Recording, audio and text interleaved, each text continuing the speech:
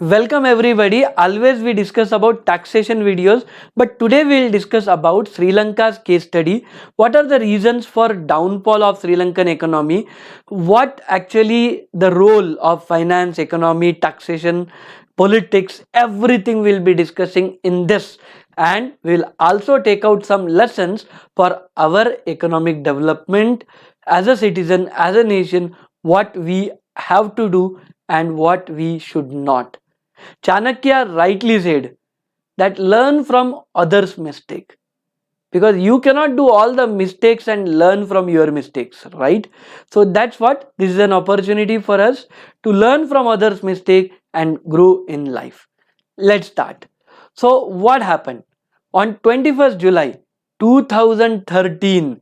Asian Development Bank in the Sunday Observer magazine said that Sri Lanka is the fastest developing economy in South Asia.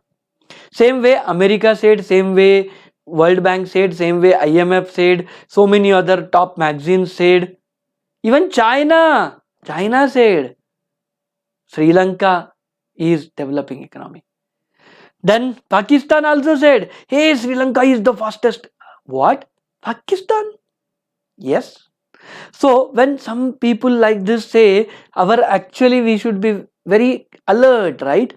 Hindi में बोलते कान खड़े हो जाने चाहिए आपके, right? So Sri Lanka should have been alert, but they did not. And what happened next, we'll discuss. So I'll tell you that this Sri Lanka is totally ruled by one family, and that is Rajapaksa family. Mahindra Rajapaksa, then Godabaya Rajapaksa, right? They ruled it, and huge corruption was there in the country. Huge corruption means huge. Whatever contracts are to happen, whatever economy, whatever business, they have to pay some cut to this family for sure.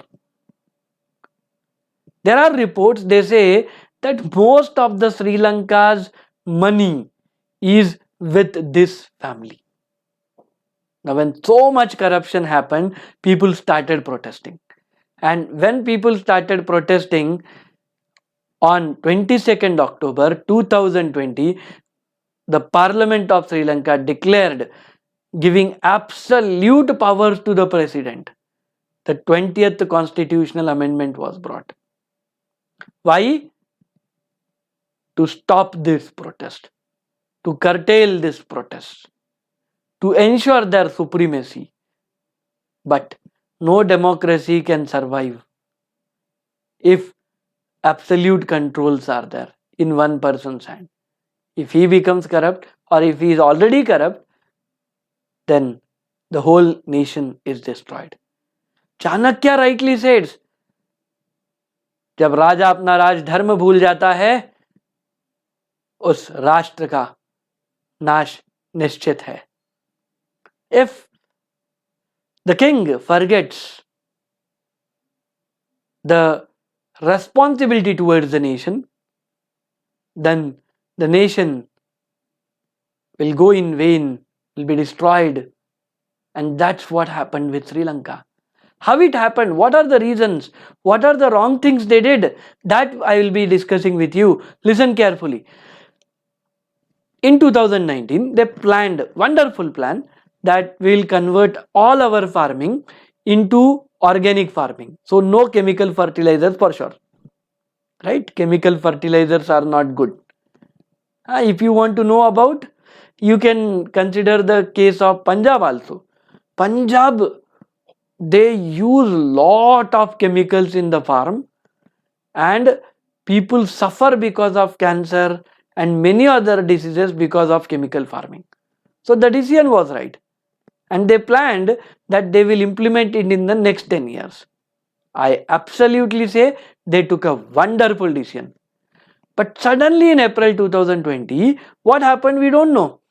Overnight they declared that total organic farming from now itself. No chemical farming. And they purchased chemical fertilizers, whatever they had, they returned it back to China. And I'll tell you, China charged for the transportation too. Yes, China charged for the transportation. Okay, leave about China. But now you are habituated to agrochemical based fertilizer from so many years. Suddenly you are said that don't use this and you will not be provided. Now, as a farmer, to digest it would be difficult. It will take time for adopting, right? Even the lands will also take some time.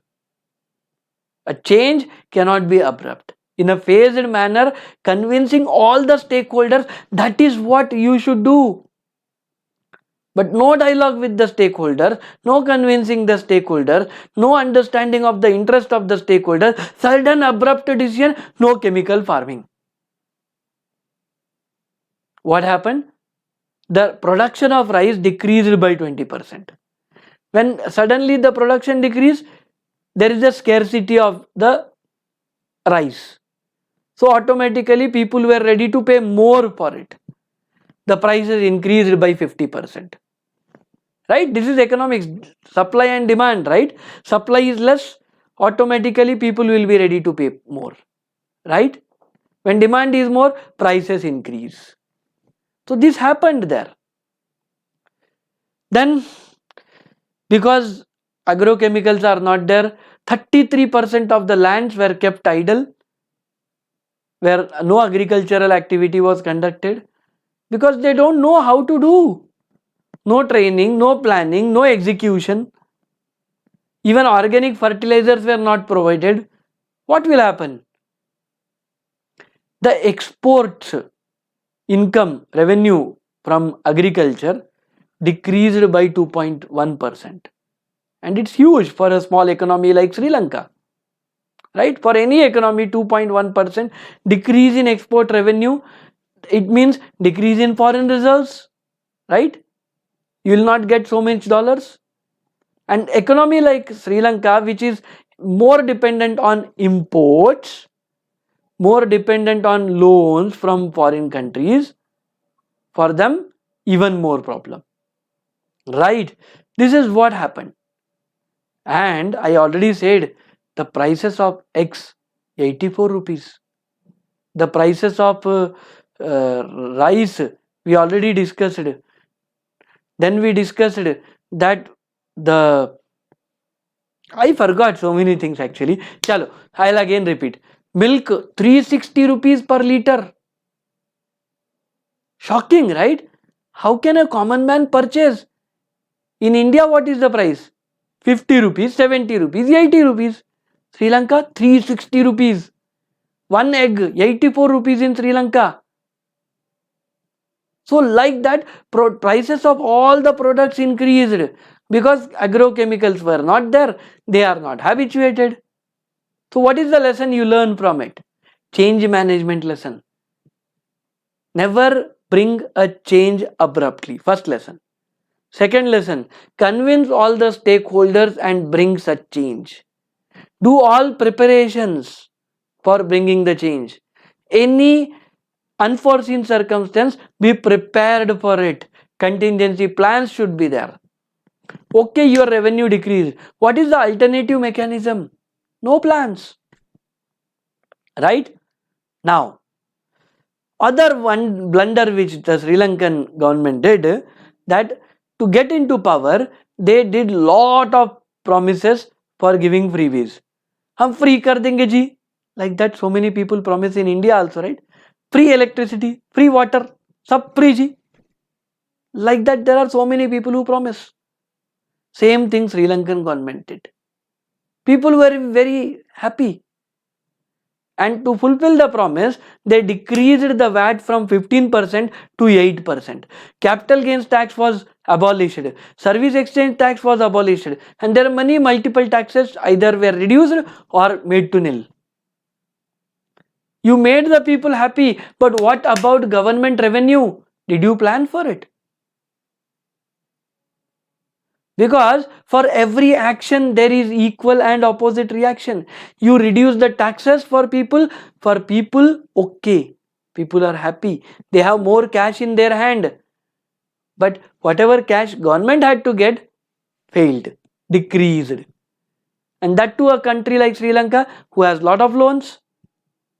again more problems, right? Government projects cannot be implemented so well, foreign debts cannot be paid so well, right? All this happened because of foolish planning by the government. Hey, whenever you actually take any decision, you have to understand the repercussions of it. What would be the impact of your decision from all the 360-degree you should study when you are taking decisions at a macroeconomic level, right? Micro level you take a decision wrong, you suffer at your personal level, but macro level, at a country level, you take wrong decisions, the whole country has to suffer, right? So whenever we take decisions, let's understand that 360-degree analysis of the impacts and implications, adverse effects, positive effects, we should study before taking decisions. That's what we should learn from this study. Now, what happened next? The inflation. Now I already said the prices increased. 18% increase in inflation. Now in India what happens? 6% inflation, people are crying. Arey, inflation happened, so much inflation. Government is not doing well. We are crying. But in Sri Lanka, 18%. Now whatever you purchased last year for 100 rupees, you have to pay 118 today. Next year more than 136. Now your income don't increase in the same pattern, right?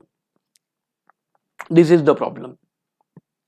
I'll tell you, there are multiple ways in which inflation increase. One impacts the other, obviously. Suppose what happened, taxes were reduced. Okay, people have more income, right? More cash in their hand. In economics we say disposable income.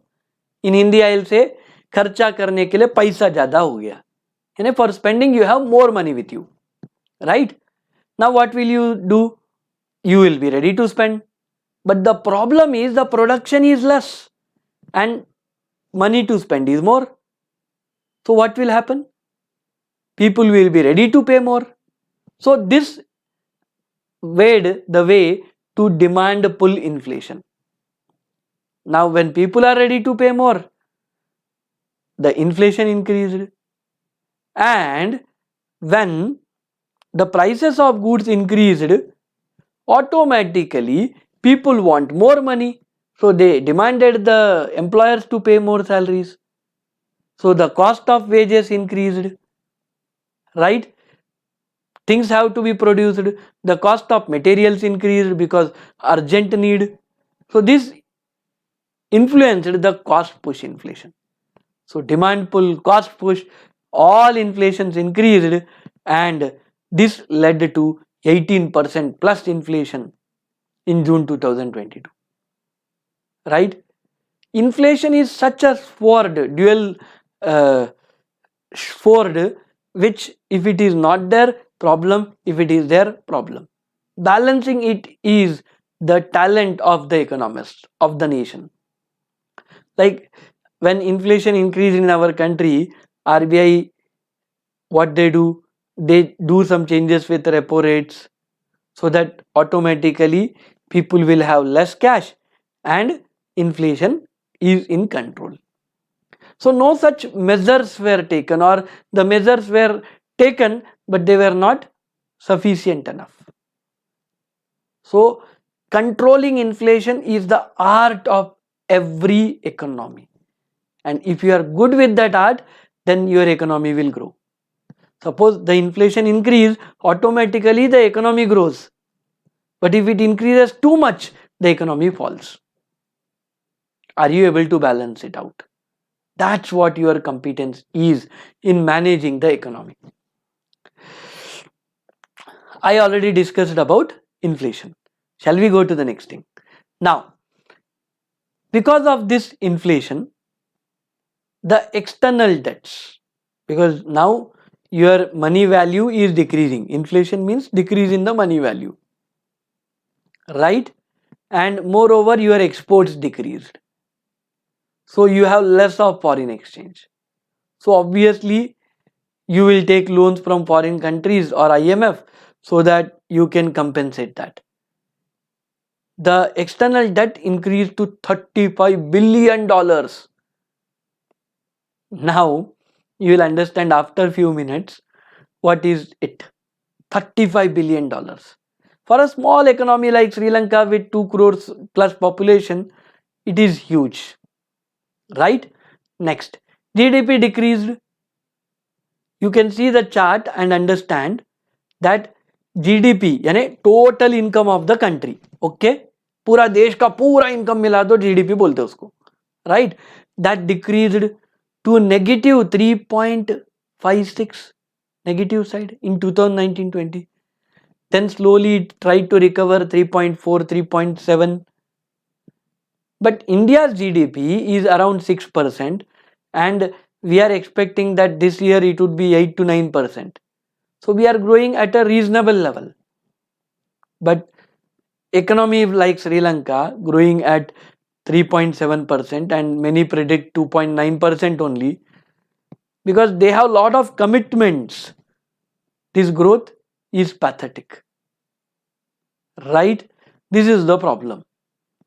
Right? Their earnings of the country is not increasing, but the interest, the loans are huge. That's the problem. Now, foreign reserves on May 5th, 2022 are just 50 million. Now loans how much? 35 billion. And foreign reserves how much? 50 million. Very less. How will they purchase the daily needs also? For that also these foreign reserves are not sufficient. Ali Savar, the finance minister, said. Now I'll tell you one more fact which you should know, that the foreign exchange rate. I'll compare with India so that you will understand. $1 on 1st April 2018. 1st July 2018, $1 is equal to 68 rupees. Still we are weak as a country. Our country India is weak. But Sri Lanka 158. So much weak. Now fast forward 1st July 2022. $1 is equal to Indian rupee 78. Our currency also decreased in value. But you think about Sri Lanka, 359. From 158 to 359, how much? Suppose example, $1 item they have to purchase. They had to pay 158 in 2018, 1st July. Now they have to pay 359. Now multiply this 359 into that 35 billion. That much loan Sri Lanka has to pay. Right? Starvation. Exams are cancelled because there are no papers to print. Petrol pumps, the police is controlling so that people should not steal the petrol. Such worst situations happen because of the bad economic planning, the bad corruption what is there in the country. Whenever in our country also somebody promise freebies, please remember that if somebody says free bijli ji, free electricity ji, they are the termites who will destroy our nation. Nothing comes for free. Please remember. If I don't discuss about China effect, then it would be incomplete.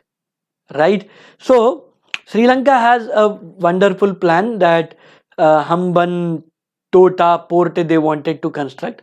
They approached IMF India, but both of the IMF and India said no, because the project is not financially feasible.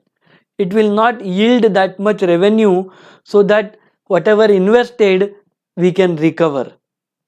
So we clearly said. So we suggested Sri Lanka, don't get into such project. It is not feasible for you. It will not work out.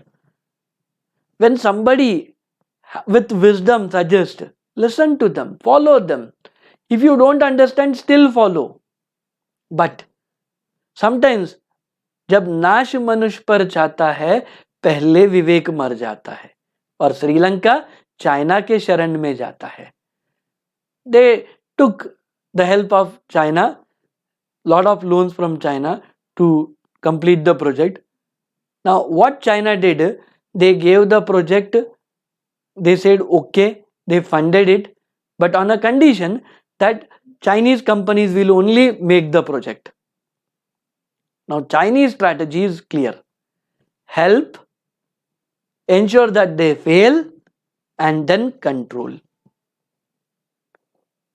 It's like you are a weak student in the class, they say don't worry, I'll help you cheating. Exam के दिन tension मत ले भाई, मैं help कर तू cheating में, ठीक है.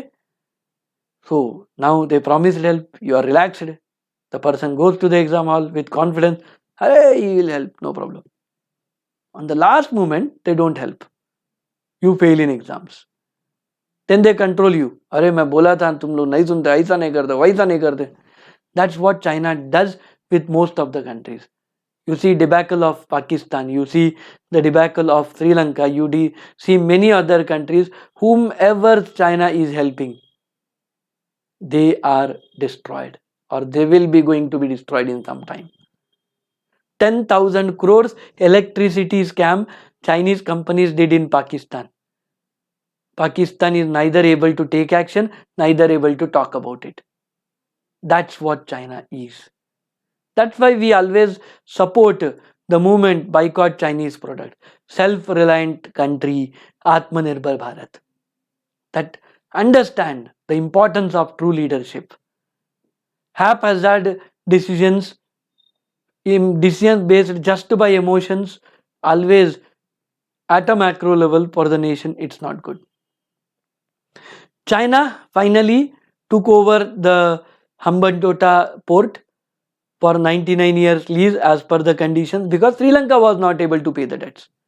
Now Sri Lanka is begging India and IMF for loans, bailout packages, but there is no assurance that we'll be able to get it back or not. But yes, India is helping to some extent to Sri Lanka, because we are neighboring nations and we truly help people. We don't cheat. That's the greatness of our nation. Right? So hope you understood so many things from the Sri Lankan case study. Remember the lessons. No freebies should be entertained as a citizen. Paying taxes is always good. It ensures the economy is protected. Just to save some taxes, some greed the people had. Now you see how much they are paying for the goods, because they compromised with some taxes. Right? If suppose 20 rupees item, they paid 15% taxes, how much? 23 rupees. Now they have to pay 230 rupees. What is good? So always be happy to pay tax to ensure that economy survives, economy becomes strong. Inflation should be controlled time to time. Right? It should not go out of control. That's what we as an economy should ensure. And corruption is the worst thing. At a personal level, sometimes you may feel happy that you got certain benefits, but you are supporting the destruction of a great nation. So never ever engage in, or never ever encourage corruption. So these are the lessons which we should learn from Sri Lankan crisis. Same with Venezuela in the past. So never ever allow such wrong things to happen with our economy. So share this video with all your friends, family, so that they will also know about Sri Lankan economic crisis, and we take right decisions in future for our economy, for our governance. All the best.